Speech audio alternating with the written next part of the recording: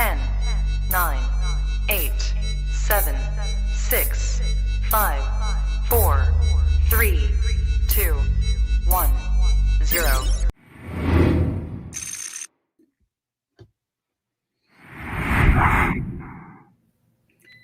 All right, welcome back to another edition of the Rising Coaches Member Spotlight, joined today by Travis Lewis. Excited about today's show, brought to you by Lucio Sports. Lucio has a suite of apps that helps integrate technology into your program. They do it all, but the product that I'm most excited about is their whiteboard app, which allows you to take an iPad into the huddle during timeouts and show play diagrams instead of drawing up all kinds of crazy squiggly lines. You can get through a play animation 3 to 5 times in a 30-second timeout. And the numbers that they've collected on their efficiency of ATOs this past season with various NBA teams and high school teams is off the charts. So make sure you check out Lucio Sports at luciosports.com. And we've got our conference coming up, our Rising Coaches Conference, the Eastern Conference, coming up next week, July 6th through the 7th in Atlanta. There's still time to sign up at risingcoaches.com. We just announced the first batch of speakers yesterday. We got Mike Young from Virginia Tech. We got Nate Oates from Alabama, Rob Lanier at Georgia State, Octavia Blue from Kennesaw State. It's going to be a great event. We're very excited about it. It's $199 to attend. If you're a member, you get $100 off. So check us out. Hopefully we'll see you there. Every AAU event in the country is going to basically be in Atlanta that week. So good chance you'll be out there anyways, or you need to be out there and around the action. So go to risingcoaches.com, check it out, sign up. Hopefully we'll see you in person, live and in the flesh, next week in Atlanta. Okay, Travis, good morning, man. How are you? Man, I'm doing well. Excited for the Atlanta clinic. The Phoenix one was really good, so excited to get to Atlanta. Yeah, I jokingly said, extra points for anybody who comes to both events. And I really didn't think anyone was going to do it, but there's about 4 or 5 of you guys that have been to Phoenix and are now signed up for Atlanta as well. What did you think of the Phoenix event? I thought it was well, especially once they fixed the AC. It was 119 outside, so yes. It was probably 57 inside. So I was trying to find that happy balance. It was so cool. It was great. From the coaches panel, having the assistant coaches come on and really talk about their experience and the different ways that they've progressed throughout the industry. From having the mental health coach come on and her perspective on just taking care of your body and your mind. And then having head coaches just talk about different ways and things to do in order to improve a program. It was a melting pot of information that I thought was valuable. It was good to not be on a screen and actually be back in person. Yeah, for sure. And that's the thing. Usually at these events, you meet so many people, and it's so many relationships that are formed. This one felt a little different because it was all these relationships that, at least for me, that I had built over Zoom, that now I got to meet face to face for the first time and shake someone's hand and actually hang out in person. Was it the same experience for you? It was. Me and Menlik had built a relationship via Zoom over the shutdown and all the different Zoom meetings, and him with the Running Back show. And then him coming on a few shows that I did through Rising Coaches, and then to actually see each other in person. And we actually flew out together. Our departure flight from Phoenix was the same flight, but to be able to hang out in person was a neat experience. It was kind of just fully connecting and making the relationship come around full circle. So it was good. Did you have a favorite speaker? Did anyone stand out for you? I think I've been to so many clinics and been involved with so many different just learning venues. I enjoy the coaches panel a lot of times because you get a variety of everyone's route everyone's route is just so different. And just to hear from what was 3 or 4 different perspectives was great. And I'm biased to people that are similar to my situation. So the fact that the panel having families and their thought process on having families and decision makings that are being made for Atlanta, I'm excited to see Nate Oates speak. I mean, 15 years ago, he was a high school coach. I just resigned from being a high school coach, but over the last 10 years, I've been a high school coach. So to go and just like how fast things can turn over was just big for me, just that relation and see if you're on the right track and making the right moves as you navigate through the profession. Absolutely. You just mentioned it, like you recently resigned from being a high school coach, and I know you've been on a job hunt. Let's talk a little bit about that. How's that been for you, Travis? Like what has this last, 3-4 months been like? Oh man, it's been a roller coaster ride. And I often ask myself, like, what am I doing? Right? Listen, people always say, like, set yourself up to be in good situations, right? So now you look at things, hindsight 2020, and I go back and look where at one point, like, I got my master's degree, got head coaching experience, been at the junior college level. Then it was like, hey, you need recruiting experience, you need all these different things. And then now I'm in a situation where it was like, okay, I'm going to fully commit to getting to the college level. Right. I think my family's in the perfect position to make that happen. I think I went as far as I could go as a high school coach, as far as the success that we've had and the things that I've accomplished. And I've interviewed for 3 head coaching positions, 2 assistant positions. And it's like, man, am I just a bad interviewer, or what are people looking for? Or is relationships just that important? The right relationships, and just figuring out the balance between those things. And it's been a roller coaster because I've had guys call me and say, hey, you the man for the job. You about to get this job. Make sure you know the top 5 kids you want to bring on campus. It's late. Who you going to recruit? These are some names I have for you. And then I get a phone call 2 days later, and it's like, we went with a different guy. So it's just the highs and lows and a roller coaster.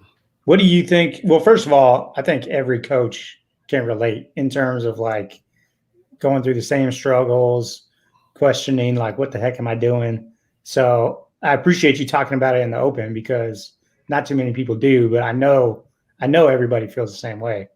And then like, what do you think it is? Have you come to any conclusions, like, or best ways to like persevere through it?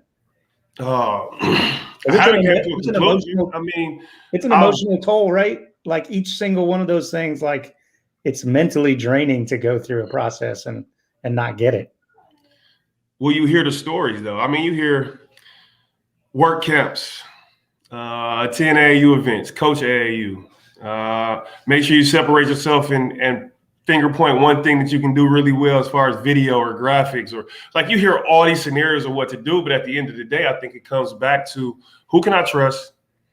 Who do I know that I'm comfortable with? And how strong is the relationship with the person that I'm interested in hiring connected to the person I want to put in this position? And that's hard. I mean, I interviewed for a job that, well, I'll be over. I interviewed at Eastern Michigan for an assistant job where I played 2 Division I sports. I was lettered in. I had 7 letters there, right? The coach is there from the same area I'm from. Like his brother-in-law basically was a part of my basketball development growing up, and it was like, hey, I've been out of the game so long, I need to hire all guys that's already in college. Mm-hmm. So it's like, man, the only thing that held me back in that situation was that I wasn't in college. So it's a little bit of experience along with a little bit of luck and being in the right place at the right time. And there's no perfect recipe for it, no matter how much we try to figure out what the best recipe is. That's the only thing that I can get from it. The thing that I've admired about what you've done too, to put yourself in a position, is you've kind of gone into the real estate world and been able to like get some cash flow in other areas so that you can potentially like take a job that doesn't pay as much, because you got a family. It's not like you're 23 and right out of college and like, able to go live somewhere for 10 grand, but you found other ways to give yourself that flexibility. What's that been like? Is that something you recommend? there were two spots that if I would have got the head coaching job, I would have recommended that every player on my team receive their real estate license, right? In Ohio, my real estate license was $999. In Michigan, my real estate license was $99. Wow. A college degree costs you $60K a year. Most kids that don't go to the NBA or don't play overseas, it's going to take them 5 to 10 years just to pay off student loans. I sold one house and I got all my investment for getting my real estate license back, right? The flipping part, I mean, I'm just handy. I'm self-motivated. So a lot of the things I learned early on by me and my wife just living in houses for 2 years and then selling them without having to pay taxes. And I just did all the work on myself doing, learning how to do it off YouTube. And it just became something where like, okay, we can make a lot of money from this. And it's really helped. And I think if you're an older coach, you have to have different avenues of income because the positions that you often get made available to are $40,000 and below. So in order to survive and live comfortable, because for me, like I'm openly verbal, but I don't know my dad. So my number one priority is being a dad to my two sons. Like there is nothing else that comes first. And my wife, she can understand, like they come before her in a sense. From the standpoint of changing their lifestyle, how we move, how we navigate, scheduling, those type of things. So there's been times where I've had to say, man, I just can't do that because my sons are just that important to me. So having the flexibility to have options with real estate has been huge. Yeah, that's great. Let's talk about some bullshit in the industry about something that I'm sure you like. I've noticed here in the last, 2 years, like we just talked about, you got a family, you're a little bit older, you're not right out of college, but you're still like determined to get into the college game. So like, some of these video jobs, some of these like ops jobs, the stuff that you would like have interest in. But now I'm hearing like, people reach out to us all the time, like asking for names, who should we hire, whatever. And they're like, no, we want somebody like young. We want someone right out of college that's single. Like what? How are you gonna like? I think it's a problem that people have these like preconceived notions of what they want, and like we got to find a candidate that fits this. And just because that they're young and single, they're gonna be better at their job. No.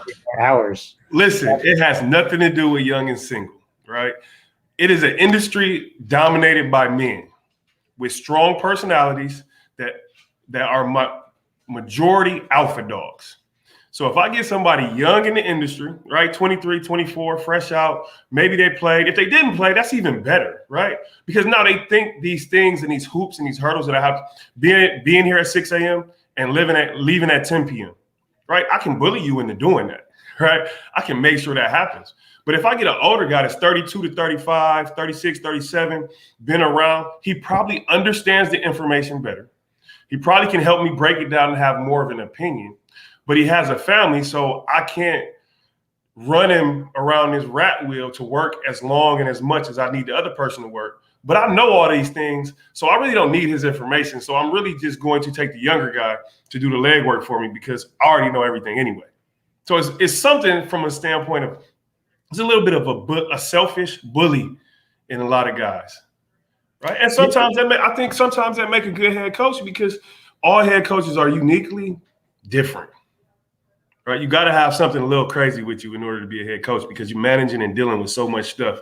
You got to work on a different clock. But I think some of those issues and those things are ego, selfishness, the ability to like bully, time commitment, etc. Well, and I just think like you don't need to, like, it's basketball. Like, I don't know what profession you need to be around like 18 hours a day to do a good job at what you're doing. Like, you just don't need to do it. I've been on staffs where you got to sit there and sit at your desk until 10 p.m. And it's most of the time I was just sitting there doing bullshitting around, just being there to show face. Yeah, I knew you'd have some thoughts on it, and I wanted to get your opinion on it. Have you run into that? Have you like been passed up for jobs because you're too old?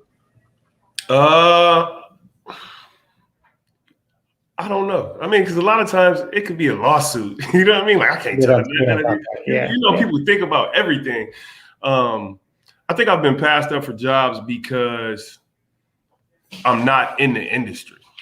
Mm-hmm. Right? Oftentimes I say, even people ask like, man, you leaving a great job in order to pursue college. Why would you ever do that? And I said, listen, my goal when I started coaching was to be a Division I college head coach. Like that's the ultimate goal. Like that's where I want to be.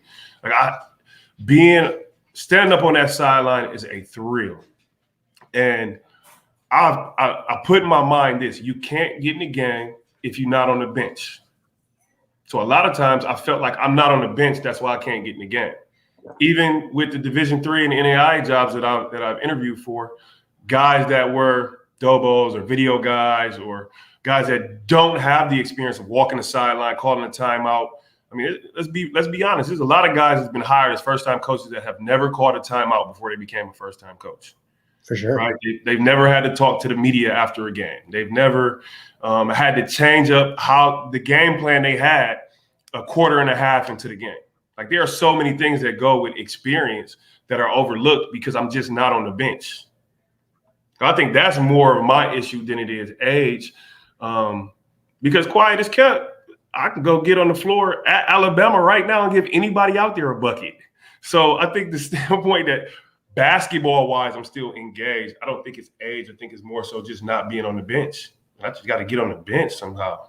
Yeah. So I get subbed in.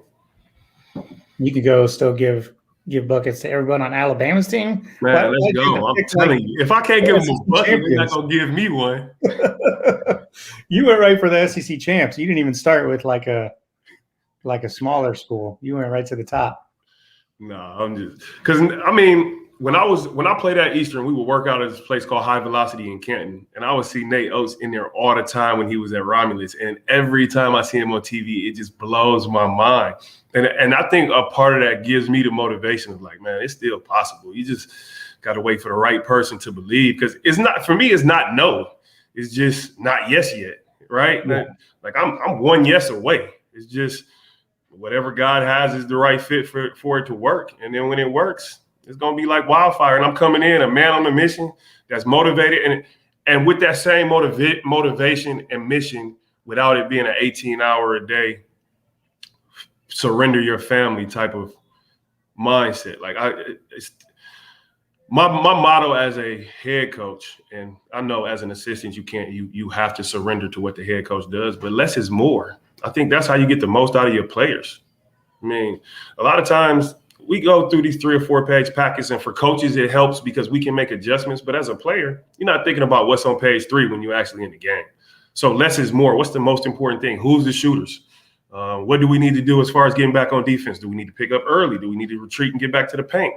Like, is the point of emphasis rebounding? Like, those things are important for our players, and players win games. So just being on a mission to get the right players to find a way to win a championship. And a lot of people say, man, I passed on that guy. Yeah. Right. So, well, even to your point of less is more, even especially like with the off the court stuff too, because I'm going back to thinking like, okay, I'm a head coach. Who would I want to hire for my staff? Why would a head coach want to hire someone that's young and single and can be around 18 hours a day? Well, they want them to be around the players and available for the players. But man, leave those kids alone. Like we were before COVID, running kids ragged. You know what I mean? Like it's year round. It's a year round sport now. Like as soon as the season ends, maybe you give them a week or 2 weeks off, and then you go right back into workouts and you take it through the summer, and then maybe you give them another week off or 2 weeks off. And then you get there in the fall and you start right back up again. Like, are you kidding me? Like, what are we doing? And then COVID hits and it forces everyone to take a break. And I think everyone was like, wow, this time off is really beneficial. And then it comes back and here we are as basketball coaches doing the same shit we were doing before, like no breaks, year round. Like, and it's about it's about, I get it. Like, the teams that win work really hard, but I think the goal is to create a culture where like you get kids that work on their own. Like you shouldn't have to be there, like breathing down their neck 24/7. And I'm getting off on all kinds of this. No, but I Travis, completely feel you, because one, what 18-year-old wants to hang out with a 27-year-old every day, all day? At some point, it's like, man, all right, coach, go on, get away from me. Like, give me my space. Let me continue to be myself. And then next is like, yeah, if I'm going to be successful, I'm going to be successful because I choose to be successful. Right. And a lot of those things I've learned more of as a parent. Like my 10-year-old, like my wife played at Michigan. She top 10 scoring. I played 2 Division I sports. My kids have really good genes. Right. How good they're going to be, I don't know. But my 10-year-old asked me last night, and he was like, Dad, you think I'm better at football or basketball? I said, I think as a 10-year-old, you ain't really good at shit. I said, if you never get any better, you're going to just be a really bad high school player. But when you decide to choose to work and get up and work out on your own and show up to the gym on your own and go out there and get on the ladder on your own, that's when you're going to separate yourself from the people around you. And it's no different from an 18 to 23-year-old. When they choose, okay, I'm about to walk out. I'm waking up today. Hey, y'all, I'm on my way to the gym. I'm going to work on being an SEC champion. But you need kids that's self-motivated to do that on their own. Now, we got to give them a push a little bit. But if we constantly trying to push them while they trying to figure it out on their own and we just draining them, now you completely take away that self-motivation. And if everything I know, one of us is not needed. Right. So at some point, you got to give them that space to learn things on their own to improve the toolbox to where they can come back and say, all right, coach, I want to work on this or I want to work on that. And now we can build and grow. And they feel like they're a part of the process versus just being a tool in the process. I love it. Travis Lewis, free agent. Somebody call the man and give him a job. A good job, hopefully. Any job is a good job. And this is a great job. What else? What else you want to talk about, Travis? Anything else on your mind?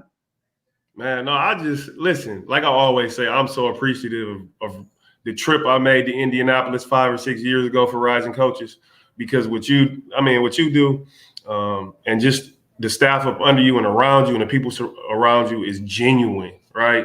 So, and that's the thing that's hard to find in sport. I mean, in college basketball, right? We go meet people at the Final Four and you meet people in certain places and you try to build a relationship. Coach, happy holidays, happy Thanksgiving. Like that shit not genuine. Yeah. Nothing about it is genuine. And this has been the first platform of everything I've done over the last 12 years since I stopped playing that I've genuinely found good relationships that I think people care about those that they work with on a day-to-day basis or contribute to daily. So, I mean, it's good. And if you're not on Rising Coaches, you behind the 8 ball.